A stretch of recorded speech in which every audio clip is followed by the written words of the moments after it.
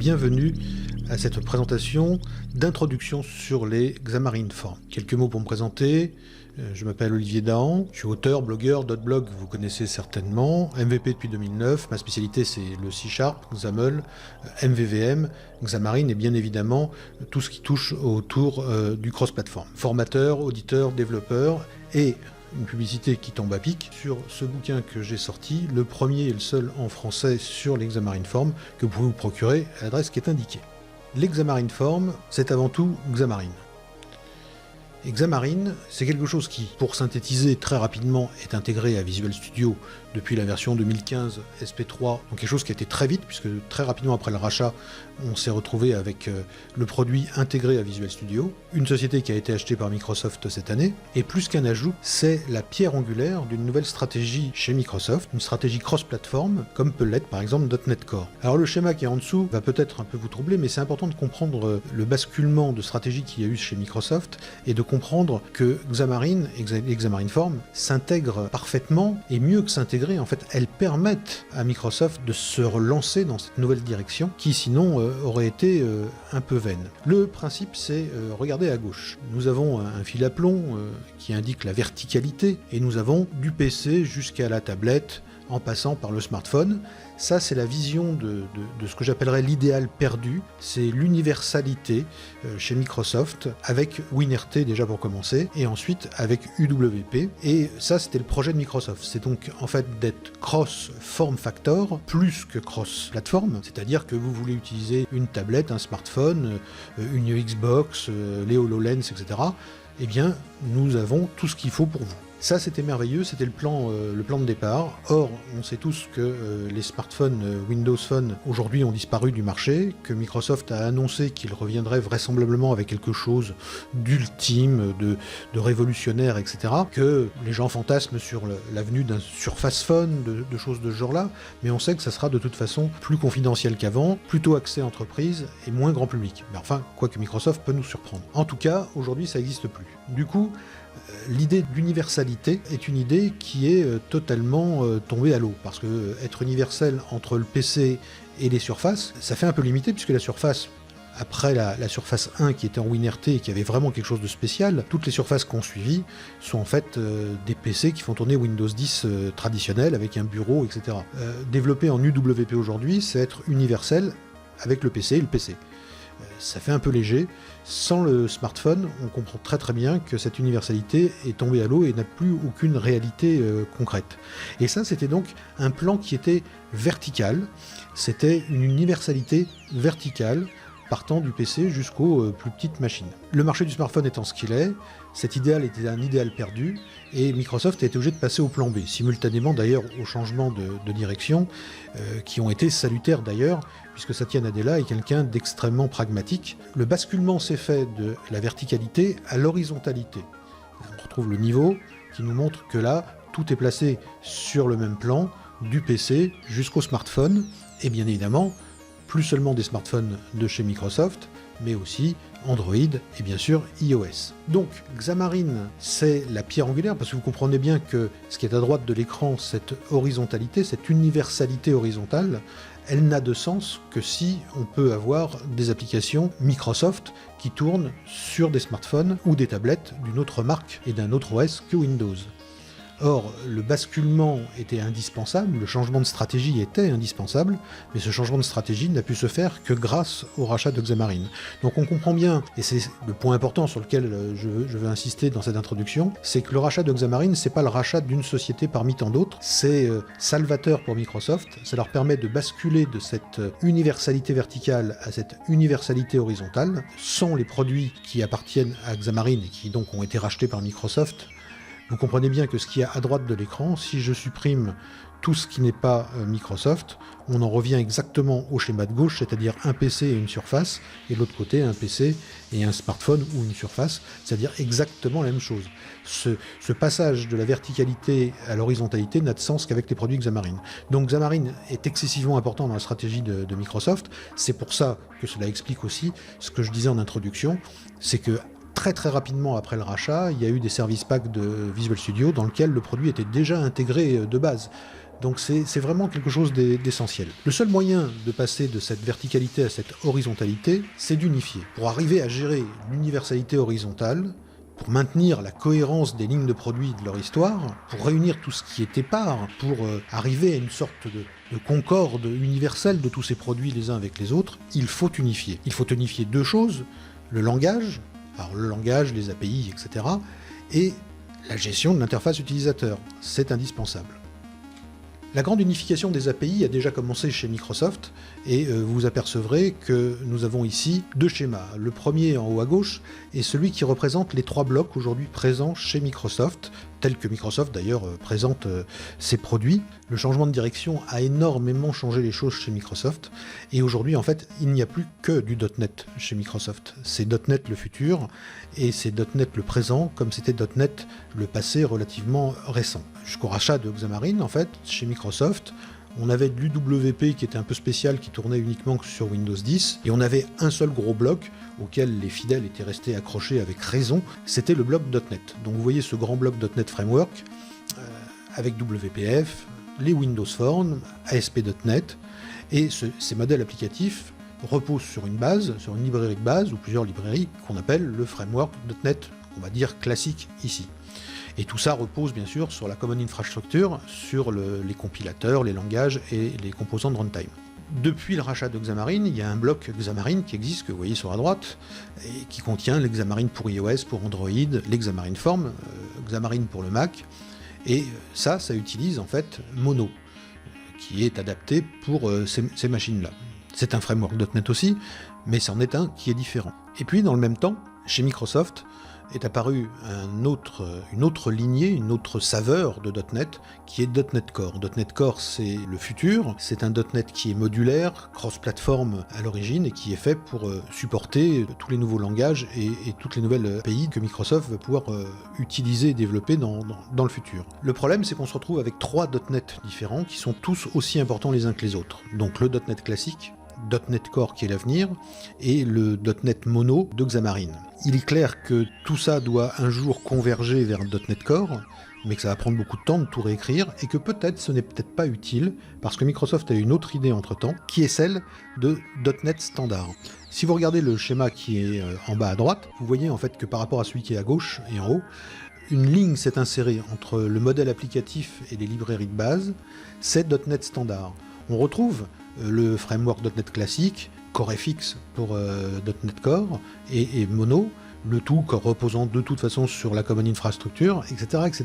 Qu'est-ce que .NET Standard ? .NET Standard, c'est une unification de l'API de toutes les versions de .NET existantes. C'est important quand même d'avoir compris cette différence entre .NET Core et .NET Standard qui sont sortis quasiment simultanément. Donc .NET Standard, c'est pas un nouveau framework .NET, on va dire que c'est un gigantesque contrat pour simplifier, et que tous les frameworks .NET s'engagent à respecter ce contrat. Du coup, du code WPF, hors problème de code spécifique bien sûr à une plateforme, va être exécutable, partageable, compilable sous .NET Core ou sous Xamarin. Donc ça c'est très important. Et on voit bien que aussi bien Xamarin que le framework classique sont associés dans cette unification vers .NET Core. Mais une fois qu'on a unifié les API, il reste quelque chose d'absolument essentiel, c'est l'unification des interfaces utilisateurs. Et ça, c'est le boulot d'Xamarin Form que je vous présente aujourd'hui. Donc si vous regardez dans ce schéma, vous avez à gauche l'approche Xamarin qu'on va appeler classique, et puis à droite, la nouvelle façon de voir les choses avec l'Xamarin Form. Donc à gauche, on voit, si on part du bas, qu'on a un C# back-end partagé, du code C# qui va être partagé par toutes les plateformes, c'est déjà extraordinaire, donc avec des compilateurs, Mono, etc., ou le framework .NET dans le cas où c'est des applications Windows. Et au-dessus, on a des blocs qui restent distincts, de taille assez grande malgré tout, qui représentent en fait les UI de chacun des OS. Donc dans une application, ce qu'on doit développer, eh bien on doit développer un bloc pour Apple, un bloc pour Android et un bloc pour Windows. Les UI restent natives et seul le code C# lui-même est quelque chose de fédérable. Dans l'approche Xamarin Form, ce qui a changé, comme vous le voyez, c'est que ces trois blocs de couleurs assez importants, ces trois rectangles, deviennent de petites lignes. Ils sont remplacés par un grand bloc qui s'appelle code partagé de l'UI. Ce code partagé de l'UI, c'est Xamarin Form, et on retrouve en dessous exactement la même structure et infrastructure. Alors pourquoi il reste des petites lignes ? Parce que dans un projet cross-platform, il y a toujours 1, 2, 3, 5% de code natif qu'on peut vouloir ajouter ou qu'il peut être nécessaire d'ajouter pour arriver au résultat qu'on souhaite. Et on en a la liberté, c'est surtout ça qui est important avec l'Xamarin-Form, c'est pas un système fermé. Mais l'essentiel de ce code a disparu au profit d'un code unique et partagé, et ça, ce sont les Xamarin-Form. D'où viennent les Xamarin-Form? Alors le titre est un petit peu taquin, enfin je ne sais pas s'il y a beaucoup de supporters de Trump ici, mais c'est une histoire qui lui donne tort, parce que tout commence avec un homme qui s'appelle Miguel de Icaza, un nom pas très américain, et il est effectivement né en 72 au Mexique, il est mexicain, immigré aux États-Unis, où en 97, à un âge assez jeune, il a créé le système GNOME. Si vous connaissez Linux, vous connaissez forcément GNOME. Si vous ne connaissez pas Linux, disons que GNOME c'est un peu le concurrent de KDE, les deux systèmes en fait qui permettent de donner une interface de bureau à Linux qui sinon est un OS en ligne de commande. Et bien sûr, il a été énormément primé pour ce travail assez important, et GNOME est aujourd'hui une pierre assez importante de l'édifice Linux avec KDE. Il a fait ce travail-là, et puis en 2001, quelque chose s'est passé. C'est que Microsoft avait sorti C#, etc., et a eu l'excellente idée de déposer un dossier ECMA, donc pour la normalisation de C# et du CLI, la Command Language Infrastructure. Et Miguel de Icaza s'est dit, c'est absolument génial, c'est ce qui nous manque. On a un très beau bureau avec GNOME, on a tout ce qu'il faut, mais sous Linux, il nous manque une véritable librairie objectivée, donc une API objectivée, et il nous manque un langage qui soit à la hauteur.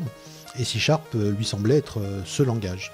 Du coup, en 2001, il crée la société Ximian, qui va être l'artisan du projet Mono, donc là vous avez forcément entendu parler, qui est donc la version open source de .NET, bien que maintenant presque tout chez Microsoft devient open source, mais à l'époque c'était pas le cas. Et Mono, donc une implémentation libre sur la base donc d'un C# standardisé, de compilateurs C# bien sûr, et du framework .NET. En 2003, Ximian est racheté par Novell, et pendant plusieurs années, ils vont continuer à développer Mono pour en faire quelque chose d'assez complet et d'assez performant. Et puis en 2011, Novell est racheté par Attachmet. Cette société n'a pas grand-chose à voir avec Mono, ça ne l'intéresse pas, elle n'a pas envie de financer une danseuse de type Mono, et Miguel de Icaza va un peu batailler pour essayer de retrouver en fait la paternité de Mono et pouvoir s'en aller avec Mono de Novell. C'est ce qui se produit à un moment, heureusement pour nous, et ils font de Xamarin. Dans la société Xamarin, il va réutiliser Mono pour l'adapter à iOS et créer un produit qui s'appelle Monotouch, donc avec un compilateur C#, etc., et Monodroid, qui sera pour le système de chez Google. Ça, c'est le Xamarin, on va dire classique, c'est-à-dire avec compilateur C#, etc., framework.NET, mais l'interface des applications se développe en natif, puisqu'il n'y a pas d'autre moyen. Or, à partir de 2014-2015, il travaille sur un autre projet qui est Xamarin-Form, qui est une continuité de ce qui a déjà été fait, et qui va permettre d'unifier aussi lui. Au début, on l'a programmé en C#, et puis progressivement, bien sûr, le support de XAML qui va permettre d'avoir une véritable programmation de lui avec un langage qui est conçu pour. Comme par hasard, en 2016, la société est donc rachetée par Microsoft, qui donc hérite à la fois des compétences des 200 personnes qui travaillaient dans les équipes de développement chez Xamarin, et bien sûr de tous les produits, dont les Xamarin-Form, d'autres produits dont j'aurai hélas pas le temps de parler aujourd'hui, mais qui sont assez extraordinaires, comme Xamarin Mac OS X, qui permet donc de développer avec Xamarin Studio, qui est une copie de Visual Studio, donc de développer des applications en C# avec le framework .NET sur Mac OS X pour Mac OS X.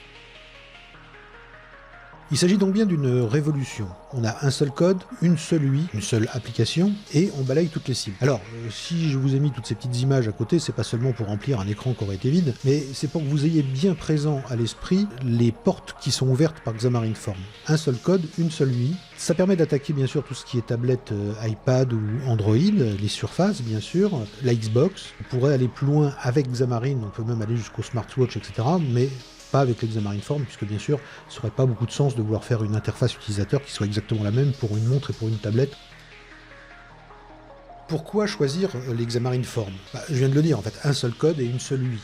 Donc forcément, ça permet d'avoir une seule compétence C#.NET XAML derrière, Donc de réutiliser les compétences qu'on a déjà en la matière, réutilisation des outils et de la connaissance qu'on en a, de Visual Studio, de ReSharper, par exemple, si on utilise ReSharper, eh bien ça marche aussi quand on développe du Xamarin Form. Les méthodes de unit testing qu'on a mis en place et qu'on a l'habitude de faire, eh bien c'est du C# et du .NET, on pourra utiliser les mêmes procédures et la même façon de tester ces applications. Réutilisation des méthodes aussi. On sait que dans le monde C# XAML, on a développé au fil des années une stratégie, une sorte de pattern qu'on appelle MVVM et qui sont particulièrement adaptés à C# et à XAML. Eh bien, on va donc pouvoir les utiliser aussi quand on développe des applications pour smartphone ou pour tablette. Tout ça résulte en un gain de temps. Qui dit gain de temps, qui dit gain d'argent, mais aussi plus de plaisir, parce que je considère franchement, à titre personnel, que développer en C#, en .NET et en XAML, c'est ce qui se fait de mieux sur le marché.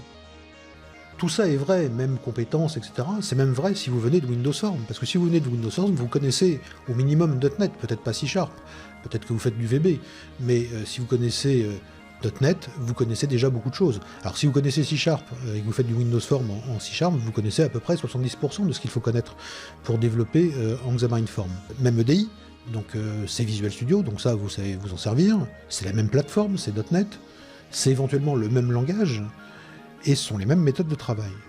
Alors si vous connaissez en plus Silverlight, WPF, WinRT ou WP, vous êtes probablement même à 90% de ce qu'il faut connaître pour être capable de développer sous Xamarin Form. C'est quand même très important parce que quand on sait l'investissement temps qu'il faut pour aborder un nouvel environnement de type Eclipse avec le Java de Google ou bien le système Xcode d'Apple, on comprend que si on peut faire l'économie de cet apprentissage et directement utiliser ces compétences qu'on a utilisées tous les jours, on a vraisemblablement un énorme gain en compétences immédiates, en montée de puissance, et donc ça c'est vraiment très très très important, et c'est ce que vous offre l'Xamarin Form.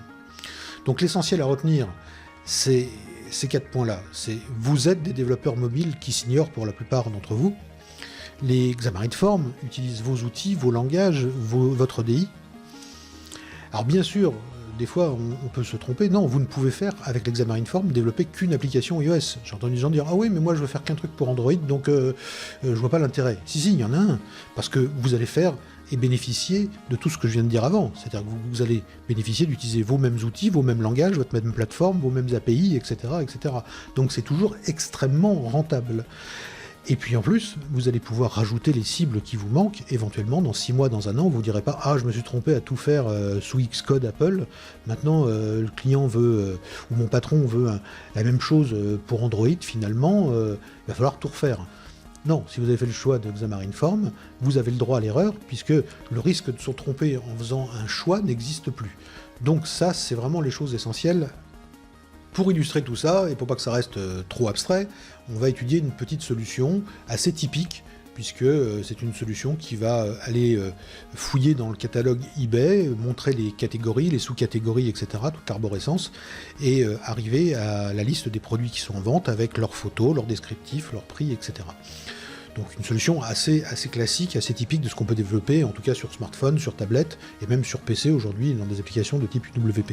Donc on va voir à travers ça, bien sûr, des choses essentielles, comme l'architecture de la solution, qui est faite d'un projet commun et de projets natifs, qui sont ceux qui seront compilés pour de vrai et qui vont donner des applications qui vont tourner sur les machines, puisqu'on est bien en natif, et l'architecture plus en détail de ce code partagé, avec ses services, ses interfaces, ses modèles et vues modèles, ses appels HTTP, puisque là il va falloir aller accéder à des données externes, lui en XAML bien évidemment, la navigation, et les niveaux de personnalisation, parce que c'est très très important dans une introduction à Xamarin Form de se faire une bonne idée de comment je peux éventuellement décrocher de ce qui est dans la boîte, est-ce que je ne vais pas me retrouver coincé, etc. etc. Alors l'histoire commence exactement de la même façon à chaque fois, puisque là on est en terre connue.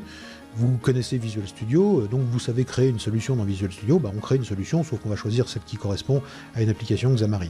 Sur la droite, vous voyez en fait cette solution qui vient d'être créée, donc eBay Demo, je l'ai appelée de cette façon-là, et cette eBay Demo, elle est faite donc d'un projet portable, on le voit tout en haut, d'un projet Android, d'un projet iOS et d'un projet UWP.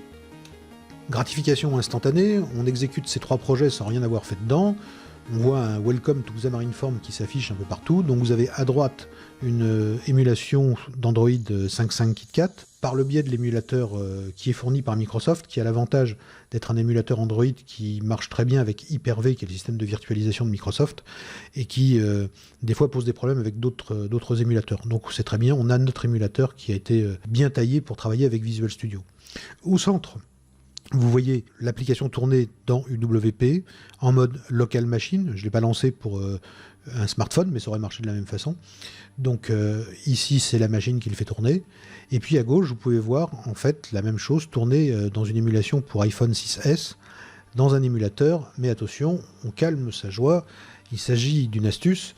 C'est un émulateur, enfin en tout cas, on va l'appeler comme ça, fourni par Microsoft, qui nous permet effectivement de développer, de débugger à l'écran du PC sans attraper un torticolis à se tourner la tête pour chercher où se trouve l'écran du Mac dans le bureau, mais ça ne fonctionne que connecté à un Mac. Bien évidemment, on est dans la stratégie Apple, c'est pas Microsoft ni Xamarin qui sont ici en question. Google, par exemple, a mis son SDK disponible, par exemple, pour les PC. Donc ça permet effectivement, sur un PC, d'avoir des émulateurs Android, de pouvoir avoir le SDK pour pouvoir compiler, puisque je rappelle qu'on fait du natif, donc on a besoin des SDK natifs et des images système, etc. Et c'est exactement la même chose pour iOS, puisqu'on est en natif. Or, bien évidemment, Apple n'a jamais fourni de SDK ni de compilateur qui pourrait tourner sur un PC. Ça n'arrivera vraisemblablement jamais d'ailleurs. Et donc, il faut absolument un Mac, au moins connecté en réseau à votre PC, pour pouvoir développer des applications iPhone. À moins de développer bien sûr directement sur le Mac, mais dans ce cas-là, on ne pourra avoir qu'une solution qui contient le projet iOS et le projet Android. On n'aura pas le projet UWP. Alors, on va faire quelque chose de très simple pour vous prouver en fait. Le but, c'est de vous montrer que vous savez déjà beaucoup de choses et que faire du Xamarin.Form, c'est pas quelque chose d'absolument incroyable et que ça demandera beaucoup moins d'investissement, bien sûr, d'apprentissage que n'importe quelle autre approche du cross-platform. Donc je suis parti du catalogue eBay, pourquoi? Parce que c'est facile, c'est simple à mettre en place. Ça fonctionne directement avec une URL qu'il suffit d'envoyer. On récupère du JSON. Donc vous voyez à gauche les catégories qu'on va récupérer en JSON et puis en bas les articles. Quand on est sur une catégorie feuille, on peut demander la liste des articles qui correspond à cette catégorie et on va voir la liste des articles. J'ai aucun intérêt dans ce site-là, mais par contre il est extrêmement intéressant. Alors je vous donne l'astuce. C'est un site qui s'appelle json2csharp.com. Et vous allez lui fournir en fait l'URL dont vous avez besoin de traduire le code en C#. Alors pourquoi le traduire en C#? Simplement parce qu'on va recevoir du JSON, il va falloir désérialiser ce JSON, le transformer en objets sur lesquels on va pouvoir travailler bien sûr pour pouvoir les afficher, etc. ou les traiter. Donc on a besoin en face de classes C# qui correspondent. Donc on rentre l'URL et il va produire, comme vous le voyez à droite de l'écran, l'ensemble des classes qui vont permettre d'accéder et de désérialiser facilement en fait le code JSON. On utilise aussi exactement les mêmes outils. Sous Visual Studio, on sait qu'on peut rajouter des packages nuggets pour traiter certaines parties qui ne sont pas traitées de base par le framework.NET. Eh bien, sous Xamarin.Form, c'est exactement le même principe. Là, je vais utiliser en fait des chaînes JSON que je vais avoir besoin de désérialiser. Alors, il ne suffit pas d'avoir la structure des objets C# en face, mais il faut aussi avoir une librairie qui est capable de comprendre JSON et de la désérialiser. On va utiliser dans ce projet le JSON de Newtonsoft, qui est certainement la librairie JSON la plus utilisée dans le monde de .NET. Il y en a d'autres, mais on aurait pu choisir d'autres, on n'est pas contraint, on est libre, hein, on travaille en C# et en .NET. Le projet que j'ai créé pour cette démonstration, j'aurais pu bien évidemment le développer devant vous, je sais, moi le premier, je suis très friand des démonstrations où le conférencier tapote sur son clavier, rajoute 2-3 trucs et hop, ça fait quelque chose, c'est extraordinaire, il y a l'effet waouh, il y a tout ça, c'est très sympa.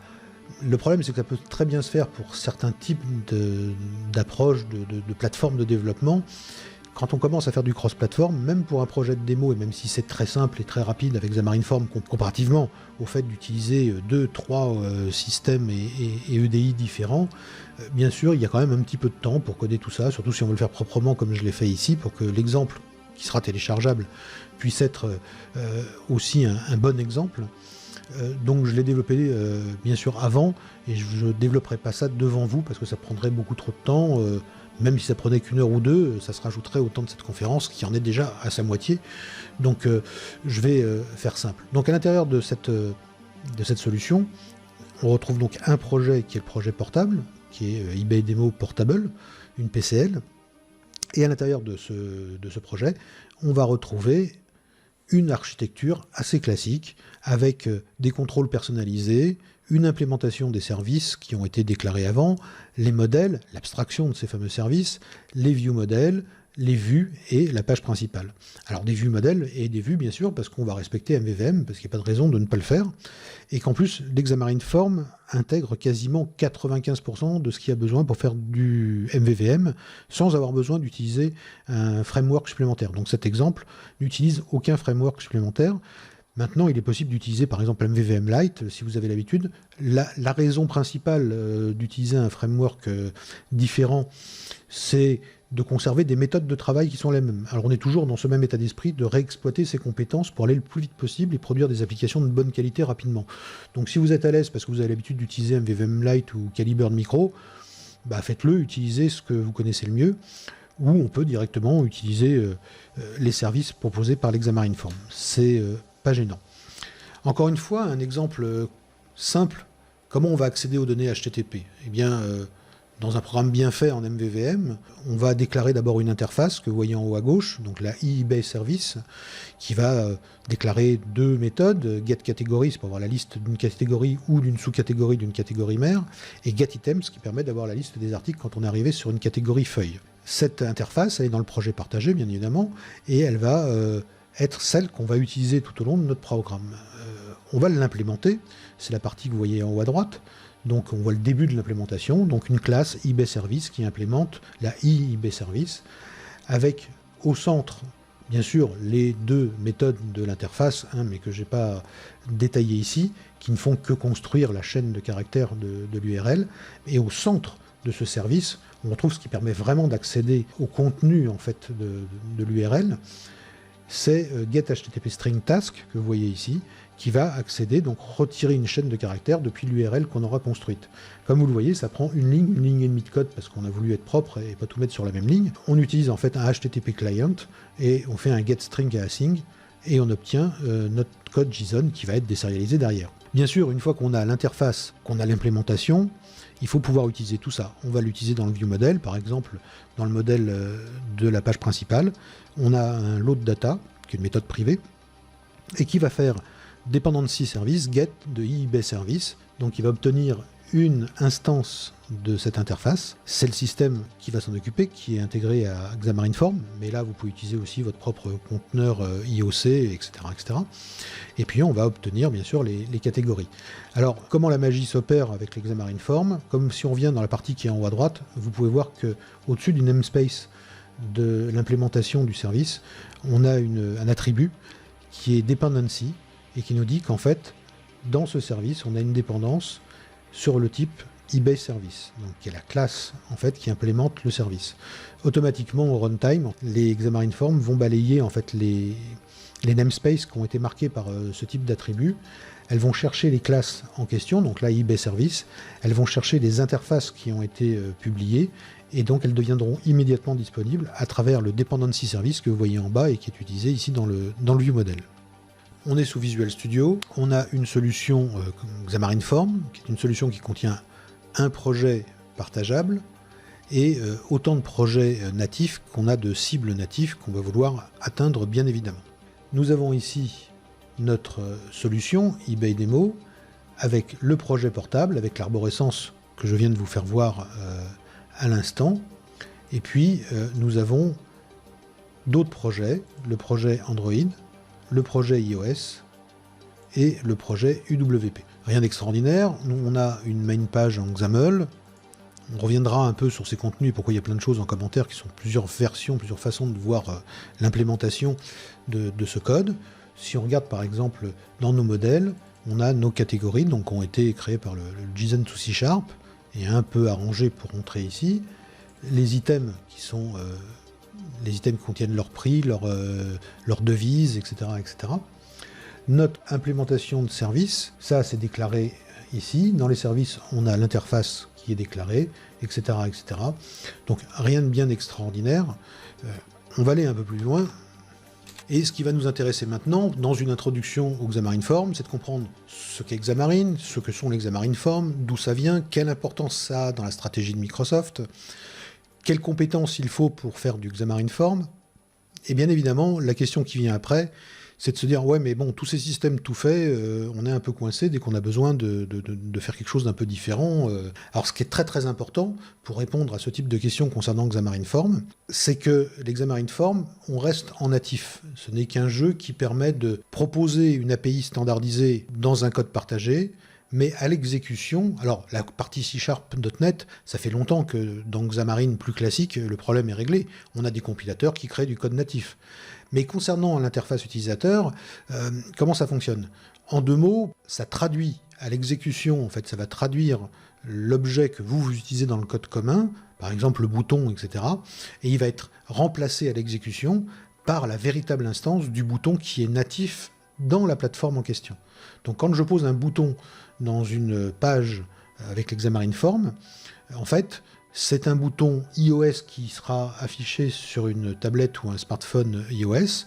C'est un bouton Android qui se mettra sur une tablette ou un smartphone Android. Et c'est un bouton UWP ou pour smartphone UWP pour Microsoft. Alors, il y a des avantages, il y a des inconvénients. Il y a des gens qui veulent avoir un logiciel qui a exactement le même look sur toutes les plateformes. Dans ce cas-là, il faudra avoir des librairies de type à la Java, par exemple, qui sont exactement pareilles et qui ont exactement la même tête partout. Mais ce n'est plus du natif, et vous êtes tributaire des composants qui sont fournis dans cette librairie, vous êtes coincé avec ces composants, vous ne pouvez pas faire autre chose. L'approche de Xamarin est complètement différente avec l'Xamarin.Form, puisqu'on a une traduction en natif, donc on reste tout le temps en natif, et à l'exécution, c'est du code natif côté C# compilé qui s'exécute, et côté UI, ce sont les composants natifs de la plateforme qui sont utilisés. Ce qui veut dire qu'on respecte aussi le look and feel de chaque plateforme, ce qui est quand même très très important dans du développement mobile. Si vous faites un truc iOS qui ressemble à un truc Android ou inversement, ou Windows Phone, c'est en général un très très mauvais choix. Donc les Xamarin.Form permettent d'être conformes à cet état d'esprit de chaque plateforme, et c'est du code natif. Donc on peut décrocher à tout moment de la logique d'Xamarin.Form pour personnaliser ce qu'on est en train de faire, et on a plusieurs niveaux de personnalisation. Les Xforms sont conçus pour tous ces décrochages, et on peut aller du plus simple au plus compliqué. On va pouvoir utiliser des tas de choses qui sont fournies directement dans les Xforms, comme par exemple ne serait-ce qu'une méthode qui s'appelle onPlatform, qui est utilisable aussi en XAML, et qui va permettre de faire des choix natifs dans le projet partagé, sans avoir besoin de faire du code conditionnel absolument horrible avec des if, else, etc. Le onPlatform va permettre, on va le voir, de se dire, bah tiens, si je tourne sous iOS, je pourrais faire ça, ou si je tourne sous Windows Phone ou UWP, je vais mettre telle valeur dans l'épaisseur de mon trait, ou dans etc. etc. Donc on a plein de façons de personnaliser les choses, et jusqu'au code natif, bien évidemment.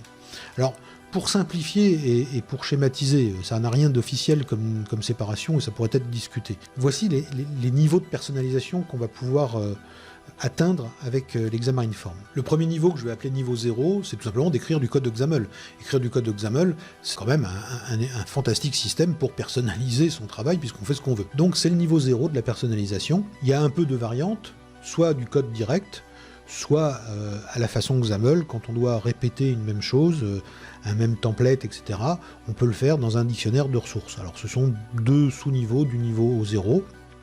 Au niveau 1, on va pouvoir utiliser le onPlatform dont j'ai parlé, qui va permettre de faire des choix déjà en fonction de la cible, alors qu'on reste en code commun.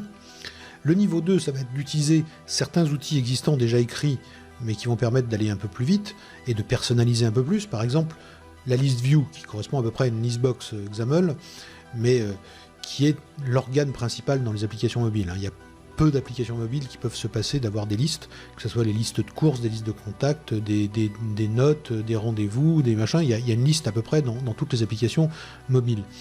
Donc c'est un élément d'interface absolument essentiel. Donc il a été très bien travaillé dans Xamarin.Form, bien sûr. Donc on trouve par exemple, ces listes, elles affichent en fait des cellules. Il existe un certain nombre de cellules pré-programmées, comme par exemple la text cell, qui permet rapidement d'écrire une ligne de texte, de choisir sa couleur, etc. On va pouvoir utiliser aussi des plugins Xamarin.Form. C'est-à-dire qu'il y a des tas de gens qui ont fait des plugins qui vous permettent toujours dans votre code partagé, donc de façon purement unitaire, de manipuler par exemple le vibreur. Le vibreur, c'est une fonction qui n'est pas dans l'Xamarin.Form, qui n'est pas classique, qui dépend effectivement de chaque plateforme. Certaines en ont, sur PC il n'y a pas de vibreur par exemple. Donc on peut écrire un plugin qui va lui-même ressembler à une mini-application Xamarin.Forms, c'est-à-dire un code partagé et des applications natives, et qui vont venir se plugger en fait dans votre solution au niveau de la partie commune et au niveau de chaque projet bien sûr cible, et ça vous permettra par exemple de manipuler le vibreur s'il y en a un, tout en restant en code commun. Donc on a beaucoup de solutions de ce genre-là, il existe beaucoup de plugins aujourd'hui Xamarin. Le niveau 3, par exemple pour une list view, c'est d'écrire des cellules personnalisées. Donc comme la text cell qui est proposée de base, par exemple on va pouvoir écrire les siennes. Alors on va pouvoir le faire en C#, on va pouvoir le faire en XAML, ou on pourrait le faire avec un mix des deux. Notamment mixer XAML et C#, c'est pratique si on a un peu de code dynamique, ou si on doit balayer des choses, créer des objets, en fonction du contexte, c'est intéressant d'avoir à la fois du XAML et du C# pour la partie logique. Alors les 3 derniers niveaux, on peut là encore discuter leur séparation, mais enfin peu importe, c'est arbitraire, c'est pour vous faire comprendre cette progression. Le niveau 4, ça serait écrire des custom renderers natifs, c'est-à-dire du code qui va permettre de substituer la traduction par défaut d'Xamarin.Forms et de substituer votre propre code à la place. Je m'explique, j'ai un bouton, mais sous iOS, je veux que ce bouton utilise telle ou telle caractéristique qui est propre uniquement à iOS. Je vais écrire un bouton personnalisé en natif pour iOS en utilisant le UIKit, et je vais pouvoir, dans l'Xamarin.Forms, informer Xamarin.Forms que quand on est sur iOS et quand on va utiliser un bouton, eh bien il faudra utiliser cette classe-là que j'ai écrite plutôt que la classe par défaut du bouton par défaut d'iOS qu'utiliserait Xamarin.Forms autrement. Ça permet d'utiliser toutes les possibilités propres à chaque OS sans jamais casser le code commun. Ni faire de bricolage, ni faire de code conditionnel, ni rien du tout. Le niveau 5, on peut dire que utiliser des composants tiers natifs, c'est quand même un grand niveau de personnalisation. Vous êtes sous Android, vous avez absolument besoin d'un super composant qui gère les signatures de confirmation, les choses comme ça, même si ça existe déjà pour Xamarin.Forms, il y a déjà des plugins pour ça. Mais imaginons, et vous allez vouloir l'utiliser. Et bien avec l'Xamarin.Forms, pour votre application Android, vous pourrez utiliser des composants tiers natifs et les mettre dans une page Xforms, voire même faire l'inverse. Et puis le niveau 6, c'est d'écrire directement du code natif, que ce soit de l'UI ou même du code fonctionnel. On va pouvoir bien évidemment mélanger ce code natif avec du code plus générique. Alors si on prend justement l'exemple de ces cellules personnalisées dans une list view, les listes c'est quelque chose d'essentiel donc au développement dans le monde mobile. La list view affiche des cellules, c'est une question de convention, ça marche comme ça. On les personnalise en général avec un data template, ce qui est une approche très très classique en XAML. Et pour le faire, on peut utiliser soit une view cell et coder le XAML avec sa guise. Alors une view cell, c'est une de ces cellules de base, mais qui contient rien du tout. Donc il faut mettre du XAML à l'intérieur pour que ça affiche quelque chose. On peut utiliser une cell spécialisée, comme on l'a vu avec une textcell. On peut utiliser une cellule customisée, écrite 100% en C#, 100% en XAML, ou bien écrite dans un mix des deux. Ou utiliser par exemple, en plus de tout ça, un sélecteur de type pour fournir un type adapté aux données en fonction du type de ce qu'on a, pour avoir plusieurs types de cellules qui s'affichent dans une même liste. Alors on reprend la catégorisation que j'avais faite en niveau tout à l'heure pour essayer de voir cette progression. Le niveau 0A, c'est écrire du code de XAML. Donc ici on voit notre list view avec son item source qui est bindé aux catégories. Donc il y a le view model derrière qui propose la liste des catégories affichées. Et puis en fait il n'y a pas grand chose d'autre dans cette déclaration de list view très classique pour du XAML. On a un item template. Et à l'intérieur de cet item template, j'ai un data template dans lequel je mets une view cell, et à partir du moment où j'ai cette view cell, je peux mettre ce que je veux dedans, donc je vais utiliser une grid très connue et classique en XAML, des labels qui vont contenir le texte qui va être bindé au nom de la catégorie, et puis dans un premier essai, dans une première version de cette démonstration, j'ai voulu mettre des petits chevrons en fin de ligne sur tous les OS, pour refaire un peu ce qui se fait sous iOS, mais le généraliser à toutes les machines, et faire en sorte en plus que ce petit chevron, il soit gris quand on pointe vers une sous-catégorie, ou qu'il soit vert quand on a une catégorie feuille, c'est-à-dire que l'appui sur cette catégorie va enclencher la navigation vers la liste de produits avec leurs photos, etc. Donc là, c'est le niveau A0. Au niveau 0B, donc je vous ai dit, c'était d'utiliser des ressources XAML, parce qu'effectivement ça permet de rationaliser un peu, de réexploiter plus facilement le code. C'est ce qu'on voit, donc on revoit exactement le même code en haut de la page, mais ce coup-ci il est dans les ressources de la page, il pourrait être dans les ressources de l'application bien évidemment, dans un ressource dictionary, et on retrouve notre data template qui cette fois-ci a une clé bien sûr, puisque c'est une ressource, et tout en bas vous voyez comment on l'utilise. J'ai ma list view avec mon item template de la list view, et j'utilise la static resource qui porte le nom category cell, qui est la clé de ce que j'ai déclaré un peu plus haut. Donc on est dans du XAML très classique. Vous voyez que si vous savez vous servir de WPF, de WP, si vous avez fait du Silverlight, etc., vous comprendrez aisément comment fonctionne l'Xamarin Form. Ça marche pareil, c'est du XAML. Le niveau 1, j'avais parlé de on-platform. Alors à quoi ça peut servir? Par exemple, sur la cellule elle-même, j'avais pas un exemple pertinent qui compliquait pas trop les choses. Donc c'est la page qui s'en sert. Elle s'en sert pourquoi? Parce que sous iOS, la barre de statut qui est en haut avec les petites barres là, qui vous indiquent si votre téléphone y reçoit ou il ne reçoit pas, l'espace de cette petite barre de statut n'est pas réservé par l'OS. C'est-à-dire que la place qui est retournée pour afficher une page contient cet espace-là. Donc si vous écrivez à cet endroit-là, vous allez écrire par-dessous cette barre de statut et ça va être très très moche. Donc il est de coutume, quand on développe pour iOS, de préserver 20 pixels de réserve en haut et de ne pas écrire bien sûr dessus. Donc dans une page, on a une propriété qui est le padding, on a tout intérêt à réserver ces 20 pixels dans le padding de la page, comme ça tout va rentrer et tout sera cadré. Mais seulement on ne veut pas qu'il y ait ce padding-là dans les autres applications. Par exemple, on n'en veut pas du tout, parce que ce n'est pas nécessaire sous Windows, ce n'est pas nécessaire non plus sous Android. Mais imaginons par exemple que je veux créer un petit bord de 10 pixels, pour pas que ce soit tout au bord de l'écran. Eh bien, avec OnPlatform, vous voyez que je vais remplir mon padding, mais au lieu de dire que je veux 10 pixels pour mon padding ou 20 pixels pour mon padding, je vais dire qu'en fait, il va obtenir la valeur depuis OnPlatform. Ça va retourner un argument de type thickness, puisque padding c'est de ce type-là, et je vais pouvoir rentrer les valeurs pour iOS, pour Android et pour WinPhone. Alors à savoir que au départ, l'Xamarin Form fonctionnait pour ces trois plateformes, que UWP a remplacé la plateforme WinPhone, et que pour des raisons de compatibilité qu'on comprend, le mot aurait toujours resté WinPhone. Mais derrière le mot WinPhone, il faut comprendre UWP aujourd'hui. Le niveau 2, ce sont les outils et codes existants. Donc par exemple ici, je vais utiliser la fameuse TextCell. Donc dans mon data template, on ne retrouve plus que la TextCell avec son texte, sa propriété texte qui va être bindée aux catégories name. Au niveau 3, je vais écrire une custom cell, donc une cellule personnalisée.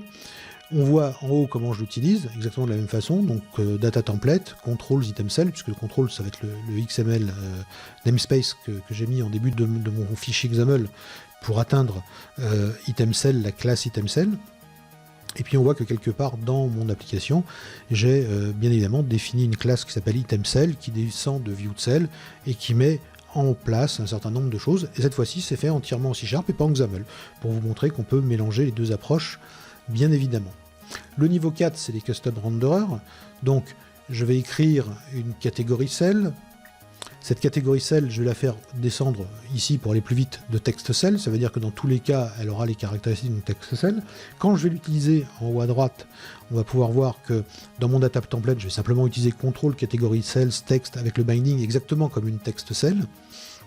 Mais ce qui va changer, c'est que dans le projet natif iOS, j'ai créé une classe qui s'appelle catégorie cell renderer.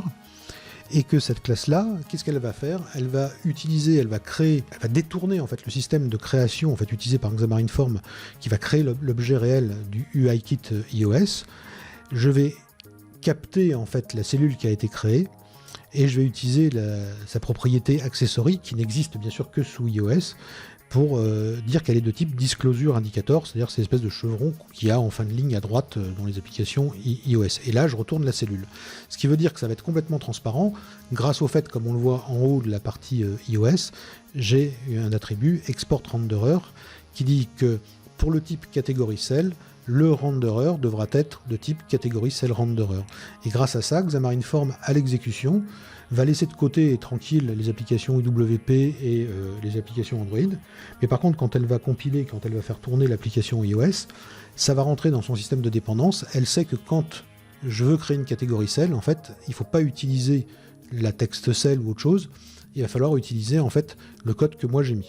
Et voici ces fameux chevrons, pour que vous les voyez, qui sont natifs dans iOS. On a vu qu'on pouvait uniformiser le look si on le souhaitait, et on peut aussi le personnaliser. L'application, à quoi elle ressemble? Comme j'ai préparé cette conférence pour une conférence que je donne à Mons en Belgique, au Dev Day belge, bien évidemment, j'étais pas certain de la disponibilité de la connexion internet que j'aurais pendant la conférence, donc j'ai préenregistré en fait 2 minutes de démonstration montre en main qui me permettent de vous faire voir comment ça se comporte sans avoir besoin d'accéder à internet. Avant de vous le faire voir, je vais vous le faire voir en vrai. On va passer ici, on va lancer l'application, c'est l'émulateur Android de Microsoft, puisque là, comme Android, Google, c'est pas la même chose que Apple, eux ils donnent tout ce qu'il faut pour le faire sur PC.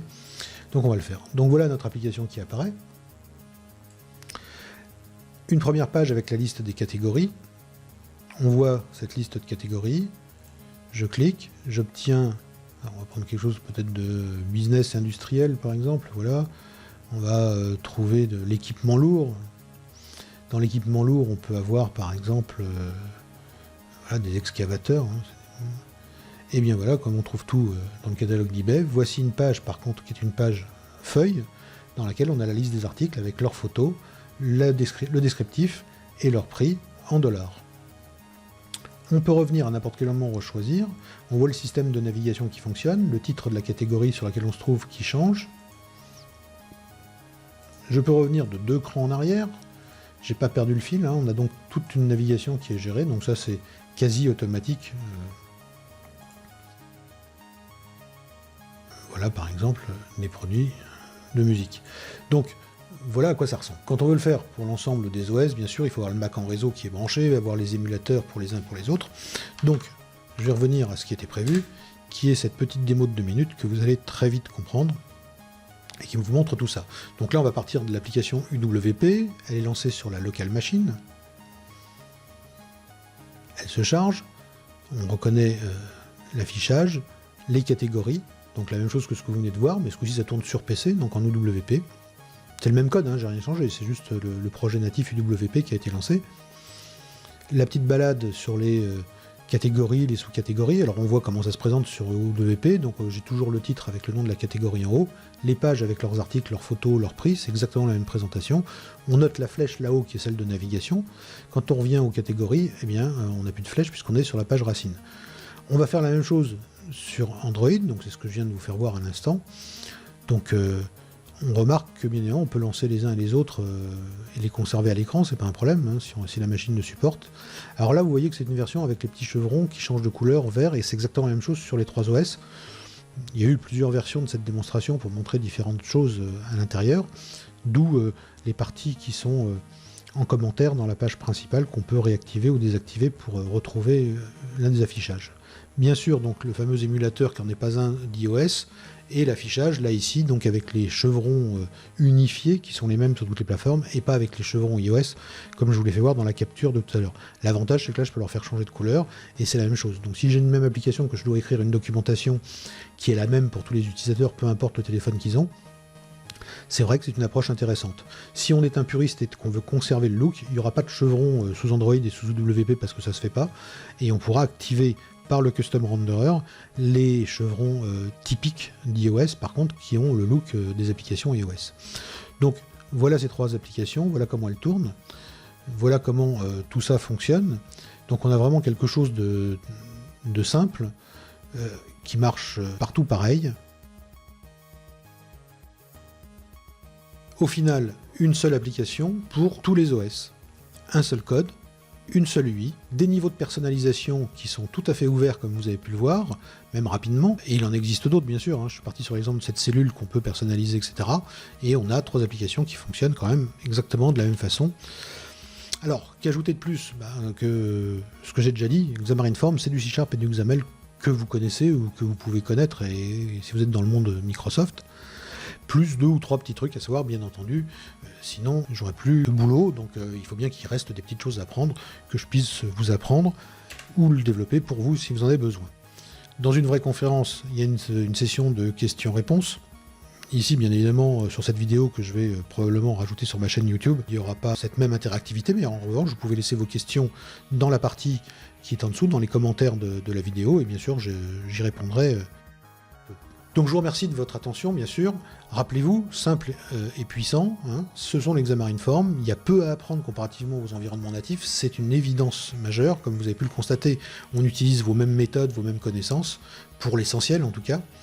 Il reste des petites choses à savoir, donc pour ça, vous pouvez consulter .blog, bien sûr, hein, c'est entièrement gratuit. Hein, là, vous trouverez beaucoup d'articles et beaucoup même de livres gratuits à télécharger.